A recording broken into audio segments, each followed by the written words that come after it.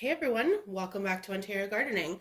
Today we are going to be talking about good garden and homesteading books for like a beginner or somebody who's interested in reading up more on getting started in their backyard.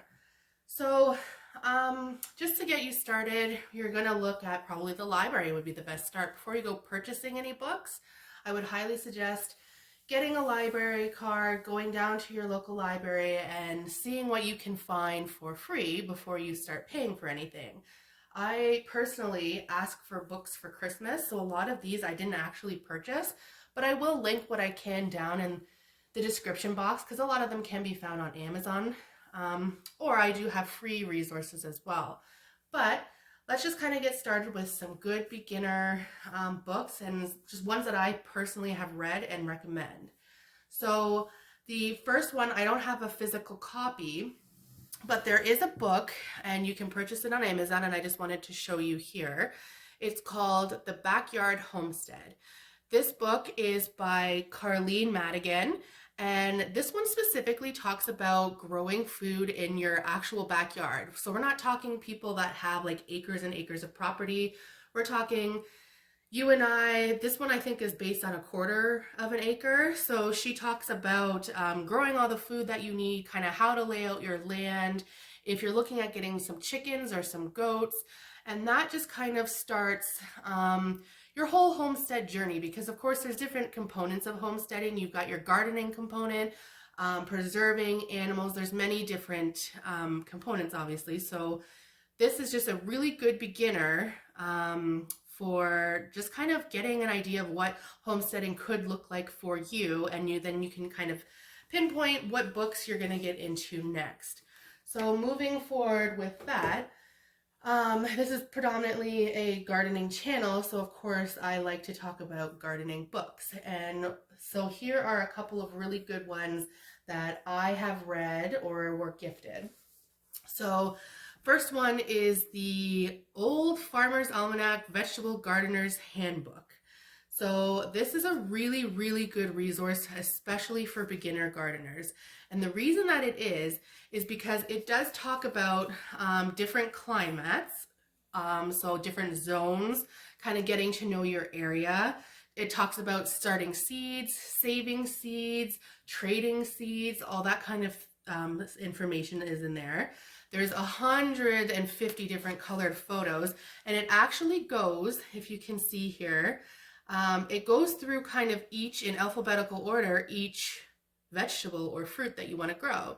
So you go in here and here you've got tomatoes. It kind of tells you, if it was a determinate or an indeterminate type of fruit. It gives you growing instructions, tips for caring for them, how to start their seeds, growing them in pots, for example. So this is a really good guide. A lot of people are looking for something similar to this, where you have an alphabetical kind of encyclopedia of different, see here's carrots, different vegetables and how to grow them. It's like kind of a catch-all for the beginner on different vegetables. It's full of great information, and I highly, highly suggest this book. I know you can get this one on Amazon, I think for in and around $20. But highly, highly recommend this book if you kind of don't know where to start with what kind of vegetables you want, or maybe you want a more in-depth look of some of the vegetables that you are growing all in one spot.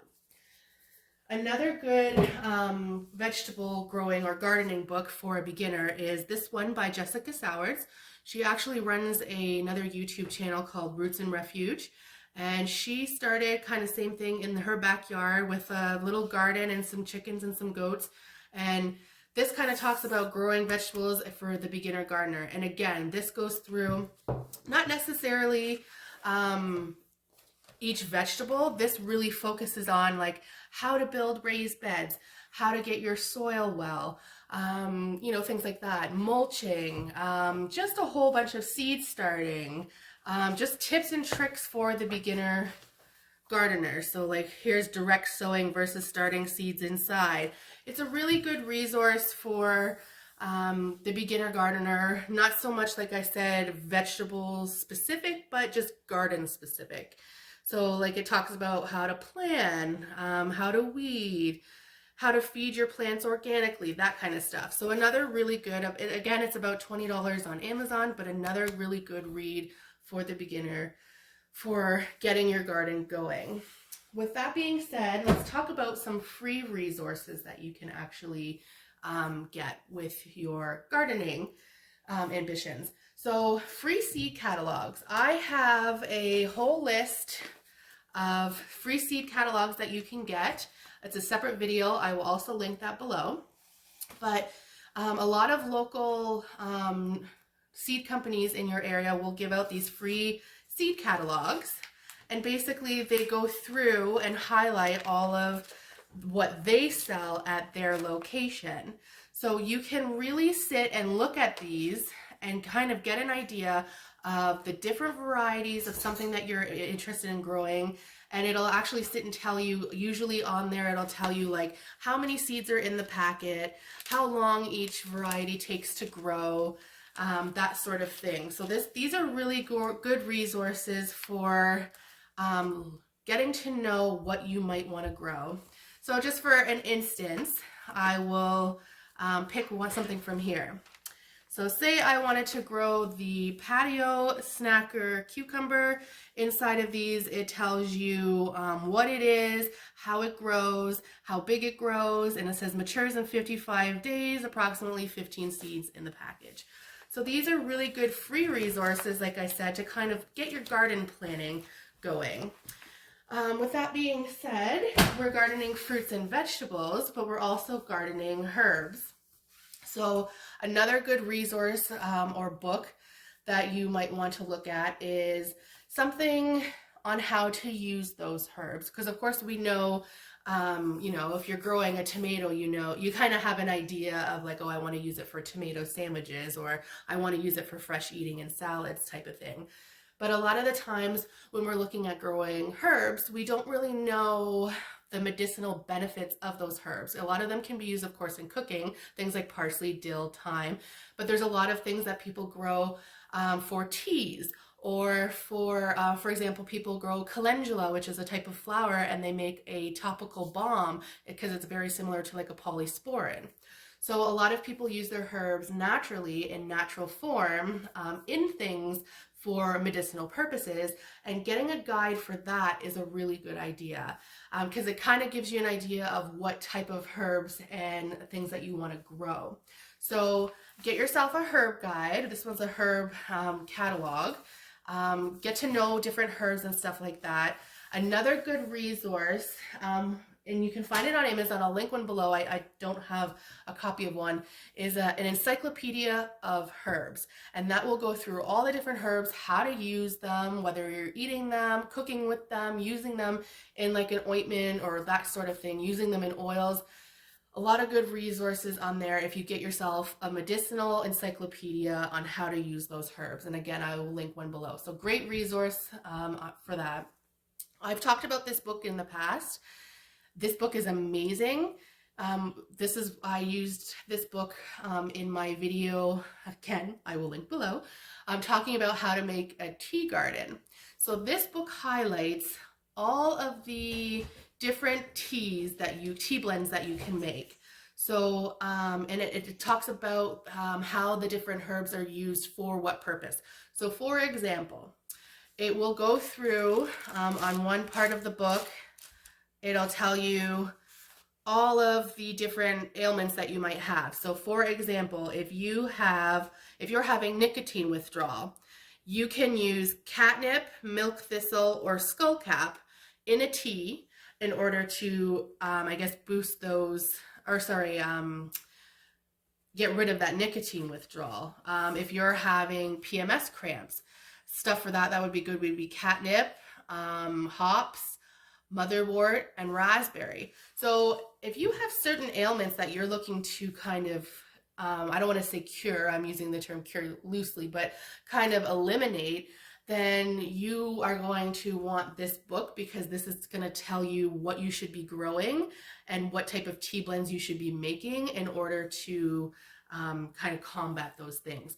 This is, I think, like $10 on Amazon. I look at this thing all of the time. Anytime that I'm, have an ache or a pain or whatever, and I want to try and instead of taking a Tylenol, I want to kind of relieve it naturally, I'll go to my book and I'll find out what type of tea blend I should be making or what things I should be growing in the future to kind of combat those. That's something I'm really focusing on this year in my tea garden, is what I'm actually going to use for the things that I actually have and grow those things.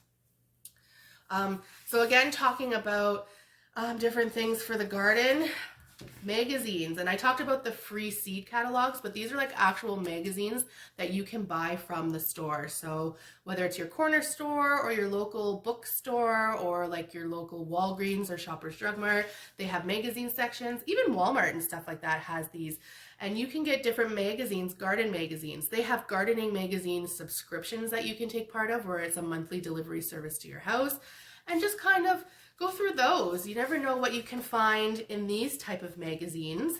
So it's just like, like these are more of a fun, like there is of course some good resources in these magazines, but a lot of these are like for fun and kind of like extra little things. They're not so much like they're not a learning resource per se. It's more like fun, but that's also a good thing to have for books.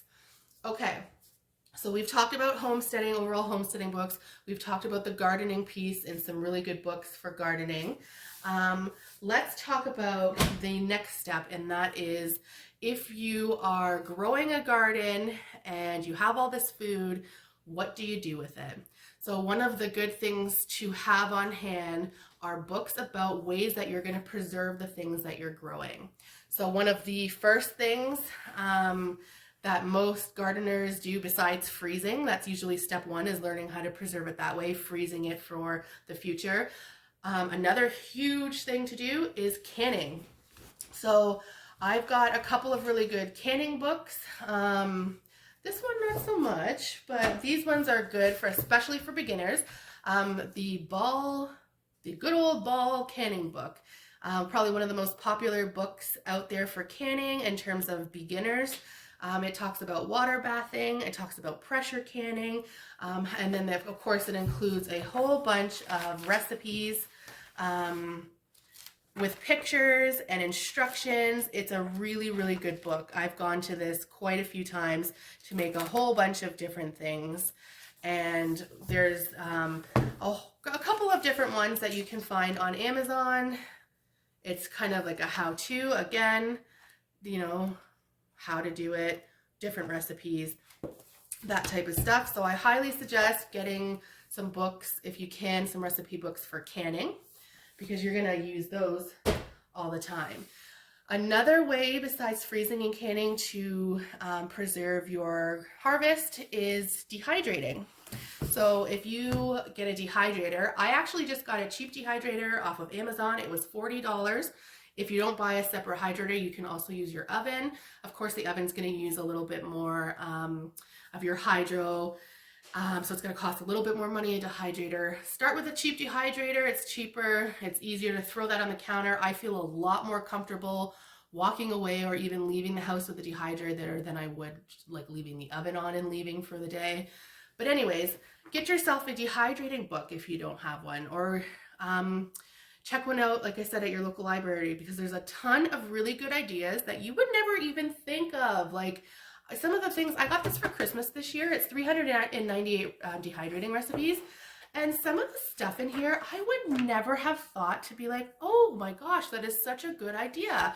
I should totally dehydrate those and save them for later. Like something as simple as slicing up lemon and dehydrating them and throwing them and preserving them that way to throw into my teas or my hot water. I would have never even thought to do that. Like, so this is a really good idea, is to grab yourself a book on dehydrating. And this one is a really good one. So this one is, it's got 3 authors, Tammy Gangloff, Stephen Gangloff, and September Ferguson. So this one is on Amazon. I'll link it below. Great guide, great guide. So another way to preserve vegetables is through fermentation. So for those of you who aren't familiar with fermentation, we're talking putting vegetables into a sauerkraut is a fermented vegetable. So it's something that sits over time and creates good bacteria in your mason jar and kind of creates those good things for your gut health. And so sauerkraut's a perfect example. You can ferment a lot of fruits and vegetables. You can ferment yogurt, because technically yogurt would be a fermentation. It's got all those good microbes and bacteria. So get yourself, if you can, a fermenting book. So this one is a good side one. I got a fermenting kit for Christmas, which has its own little guide in it, but this is above and beyond that. This is a really good resource. This book is by Kristen Shockey and Christopher Shockey. I think I said it, Kirsten Shockey, but they're by the Shockeys. And this one is a whole bunch of different recipes for fermenting. So this one has 64 vegetables and herbs. It includes things like sauerkraut or krauts, kimchis, pickles, chutneys, relishes, and different pastes.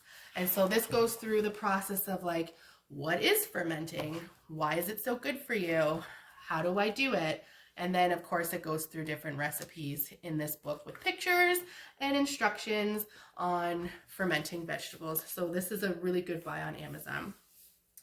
And one of the last things in terms of what have you done with your garden harvest is learning to preserve it by simply cooking. So of course we are talking about using those things in simple recipes, and learning how to cook from scratch is a huge part of not only homesteading, but saving money and becoming more sustainable. I think I have talked in the past, and later on in this week, I am posting my first bread video. We make our own bread. Not only has it been amazing when shelves were empty and you couldn't buy bread, it has saved us so much money. I think it's like 34 cents a loaf in order to make a loaf of bread, as opposed to buying bread for, $3-4 in the store. And of course, not to mention, it's a lot healthier for you. So, this book is amazing. So this one is all about, sorry, I got a little excited there. This one is sourdough specific. I make a lot of sourdough. It's a lot better for my gut than white bread. But anyways, this book talks about using your sourdough. There's so many good recipes in here, but I found a lot of these recipes could actually be converted into a white bread. And what I mean by that is, so for instance, in here, it talks about different recipes. So olive, thyme, and Parmesan sourdough. Well, I can use this olive, thyme, and Parmesan and take those ingredients and put it into a white bread as opposed to putting it into a sourdough. Seeded pumpkin and cranberry, same thing. So I could take this seeded pumpkins and the cranberry and throw that into a white loaf or a bagel and make those as opposed to putting into a sourdough. So even if you're not keen on making sourdough, or maybe you're just getting into sourdough and you want some ideas, this is an amazing book. I have been recommended this by a couple different people. So glad that I got this. This one's by Emily Raffa. Again, you can get this one on Amazon, but yes, I highly suggest, if you don't get like a sourdough book, get a book about making bread in general. If you can find a resource about not even making bread, but making bagels, buns, baguettes, English muffins, you can save yourself so much money. And let me tell you how a loaf of bread from home is absolutely incomparable to a loaf of bread from the store. And anybody that's gone to a bakery and bought bread would know that. Soups. So putting all your fruits and vegetables into soups, making bone broth, things like that. On that kind of topic here, I can't. Slow cookers. So just different recipe books, getting soup books, getting slow cooker recipe books, getting vegetable books, side dishes, whatever you like to cook and whatever you like to make with your garden harvest, get those type of resources, because you're gonna be reaching for those all of the time. This book is a really good soup book if you're looking for suggestions. This one's by Derek Bissonette, and it's a really good, it's got different inspired soups and stews. They're actually pretty simple with simple ingredients. So this is a really good book if you're looking for a soup book. So we've covered what to do if you have a homestead and you are looking to do gardening and preserving and that type of thing. Last thing to talk about before I go is getting yourself, and I don't have any yet because I'm not at that spot yet, but different books for different animals. So I do every year get a free chicken catalog from Murray McMurray Hatchery. So I'm not at a spot yet to get chickens or goats, but if you are in that spot, there are tons of different books out there. I just don't want to recommend any because I've never actually read any. But learning how to keep chickens, learning how to keep goats, learning how to breed goats so that they're always in kids so that you can get milk from them. A lot of people who don't have the space or the resources to have dairy cows but still want milk and cheese and yogurts and ice creams and homemade things will get goats and do goat milk. They're a lot easier to keep. You need a lot less space, and of course, they still produce the milk if you're looking to do that. Another super easy beginner segue into homesteading is chickens. And there's two different types of chickens. Obviously, you have your laying ones that lay eggs, and then you have your meat birds, which produce meat. But anyways, I get this free resource if you're looking for something free and something on somewhere to start. This catalog from Murray McMurray. And inside, it goes through all of the different chicken breeds that you can get. It talks about what color their eggs are. Is it good in winter? Because of course some people have harsher winters than others. It talks about just their breed overall temperament, that type of thing. But it's a really, really good start to kind of getting to know chickens, getting to know breeds, getting to know, what does that look like if I did have a farm or I did have a little coop with, say, 6 chickens in it. What does that look like for me and my family? So that just kind of overviews. I hope that's a good start for somebody who's interested in books. I know I rambled on for a little bit, but I just wanted to kind of show you some of the really, really good books that I've read that are a really good start if you're interested in reading. I love to read. I love to research everything before I do it. If I'm growing something new in my garden, I will look it up and research it and look at it before I even plant that seed. So anyways, thanks so much for joining along. Again, watch for that video later on in the week that's going to talk about whipping up bread. And then next week, I think we're going to discuss, because it's about that time where people are thinking about starting seeds, planting their gardens, and we're going to talk about beginner tips. So, just some things that I've learned along the way that I think are really good pieces of advice if you've never started a garden before or if you're looking at expanding your garden. And yeah, we are going to keep going from there. So thank you again so much for joining us. We will talk to you soon. Bye.